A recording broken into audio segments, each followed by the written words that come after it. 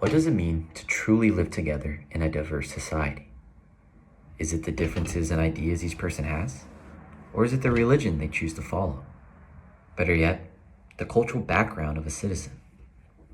Well, it may be all those things, and then some. In today's United States, 340 million people from different cultures, religions, backgrounds, political beliefs, and identities share the same spaces, whether that be schools, workplaces, neighborhoods, or digital platforms. Through these spaces, citizens have daily conversations and interactions with their fellow neighbors from different backgrounds. These occur naturally in the workplace and society, and many friendships and intermarriages between cultural groups appear as a result. To describe this phenomenon, the Spanish have a perfect word for it: convivencia, which directly translates to living together. To give a short breakdown of what convivencia is, the origins of the word came from the 20th century Spanish philosopher Americo Castro, who wanted to try to identify what was the Spanish origins and who are they. This term is usually associated with the medieval Iberia, where Christians, Jews, and Muslims coexisted and had daily interactions in what was once called Al-Andalus. During this time, religious tolerance and cultural exchange were the daily norms, as people from different faiths and backgrounds depended on each other economically and socially, whether that be business or just helping out the common man. Now that begs the question, is the United States truly in this definition of convivencia, or is this a stretch? To fit the US into this definition of convivencia, we must start with culture. Culturally, the United States, to me at least, is a mosaic rather than a melting pot.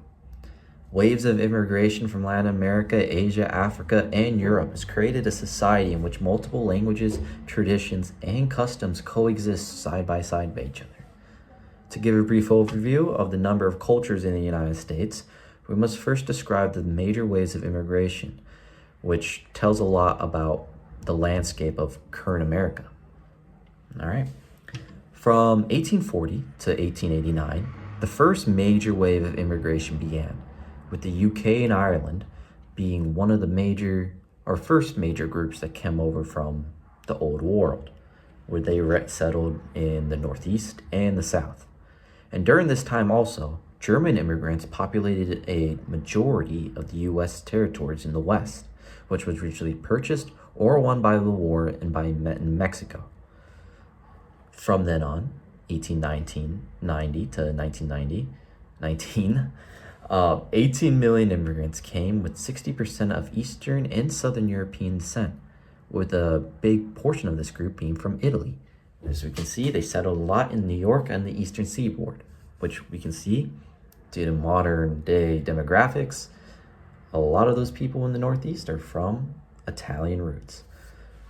And then the next couple years, there's no immigration due to world wars.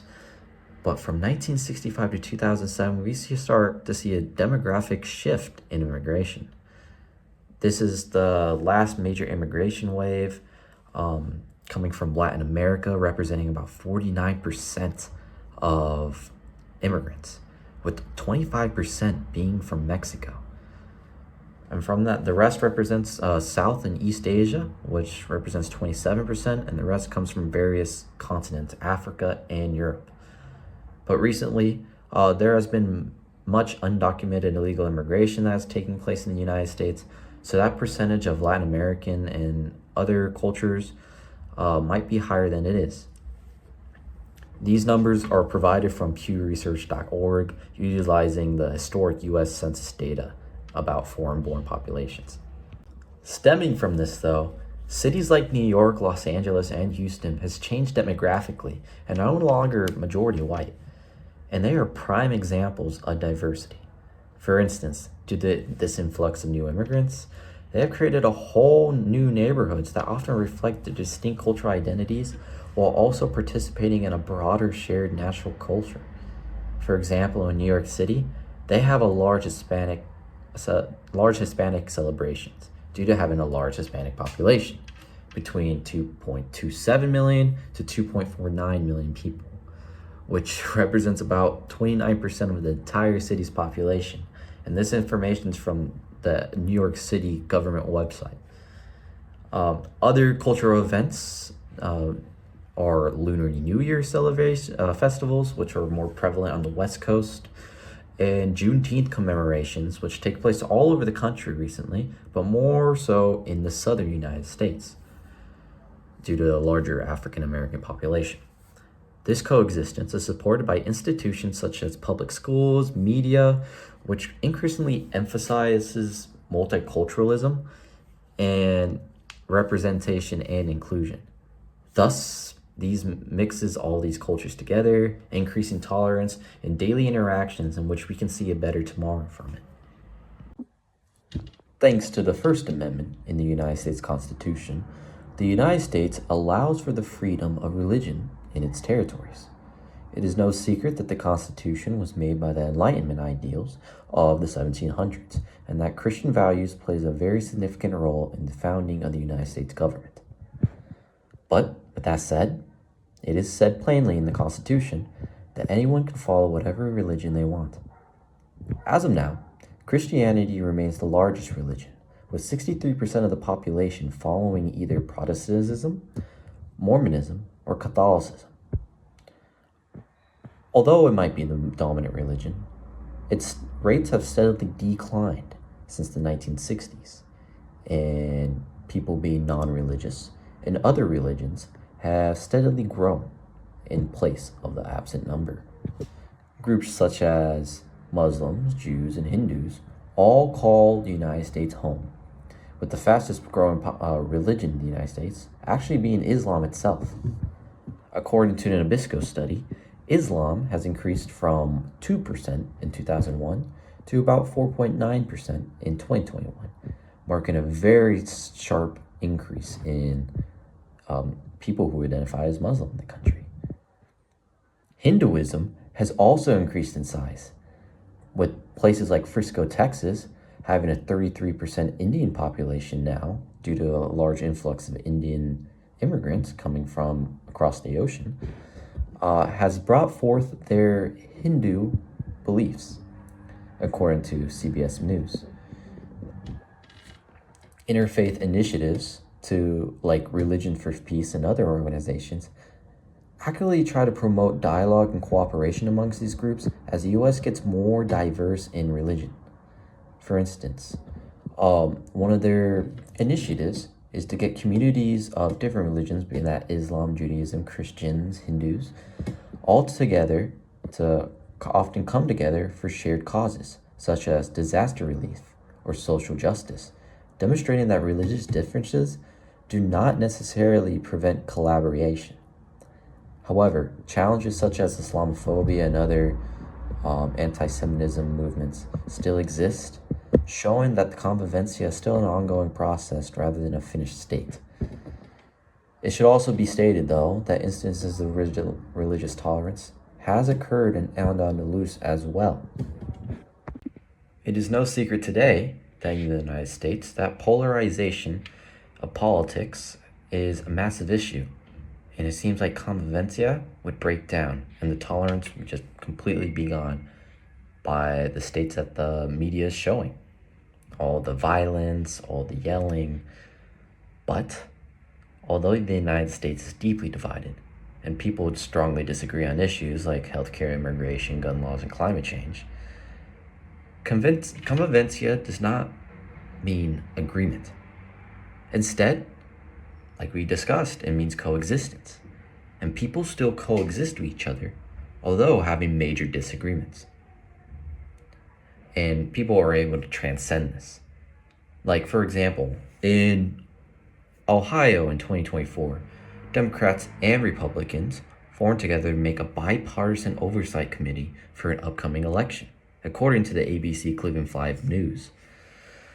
Other than that, major pieces of legislation, like the Civil Rights Act of 1964 and the Disabilities Acts of 1990, have shown that the greater good overtakes polarization in any day.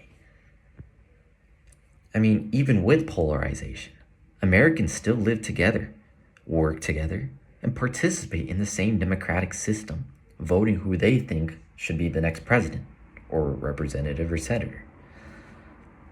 Things like elections, debates, and free speech allow conflict to exist without completely breaking society.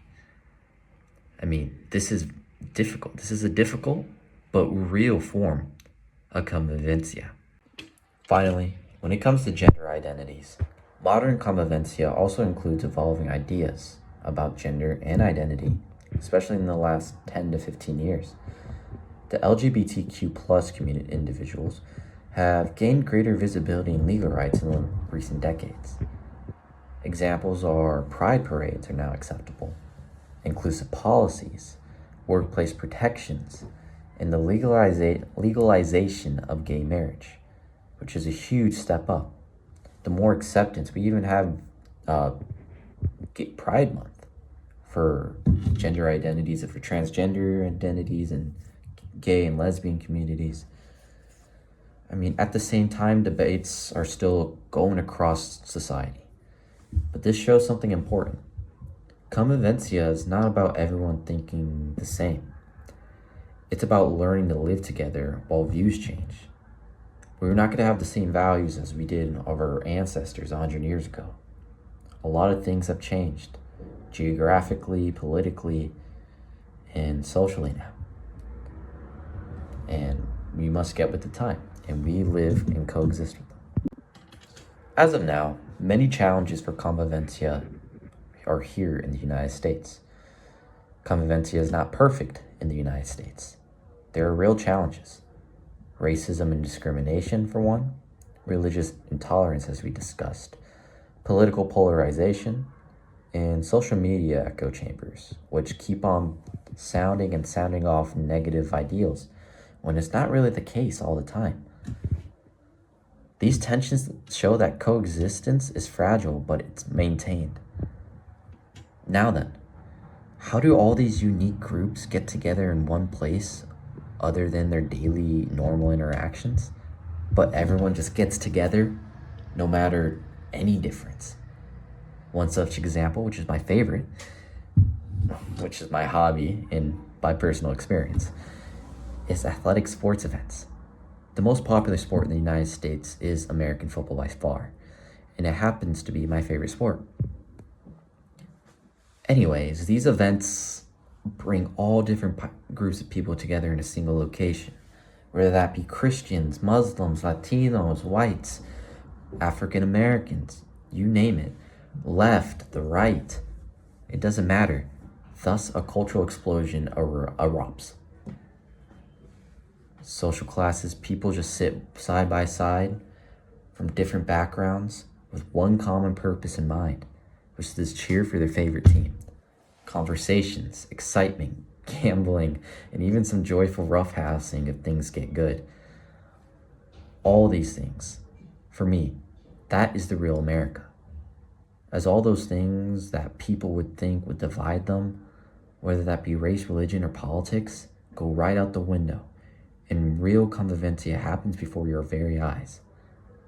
So, based on all the evidence I provided, I truly believe the word convivencia accurately portrays the current United States in the modern sense. Thank you.